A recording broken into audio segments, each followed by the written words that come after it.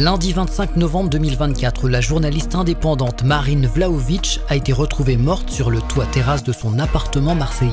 Âgée de 39 ans, elle était connue pour ses reportages poignants, sa rigueur journalistique et son humanité. Y a-t-il un lien entre son décès brutal et son engagement pour Gaza? De 2016 à 2019, Marine Vlahovic a été correspondante à Ramallah, en Cisjordanie, où elle couvrait les tensions au Proche-Orient pour des médias tels que RFI, Radio France ou Arte Radio. Surveillée en permanence par les autorités israéliennes et confrontée à des conditions de travail extrêmement précaires, elle avait décidé de quitter le journalisme de terrain pour se consacrer au documentaire. Installée à Marseille, Marine continuait pourtant de relayer les voix des oubliés, notamment celles des journalistes gazaouis qu'elle soutenait activement malgré son dégoût croissant pour le traitement médiatique occidental de la guerre à Gaza. Après l'attaque du 7 octobre, elle avait tenté de se rendre dans la bande de Gaza, mais s'était retrouvée bloquée au Caire pendant des semaines. Un épisode éprouvant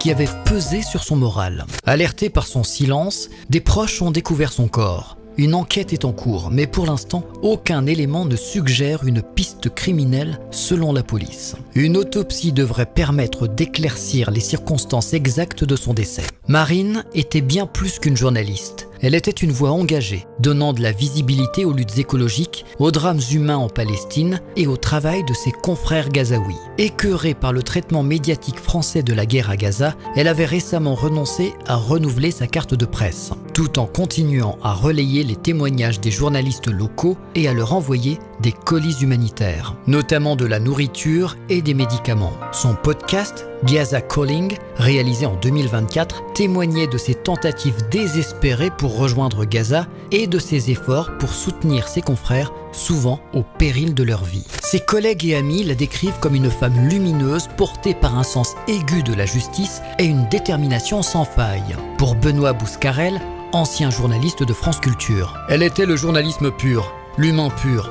On perd une personne d'une rare sincérité. Marine laisse derrière elle une œuvre marquée par l'authenticité, une critique constructive des pratiques journalistiques et un engagement sans faille pour la vérité. Si tu as regardé la vidéo jusqu'au bout, n'hésite pas à écrire en commentaire « Mort mystérieuse ».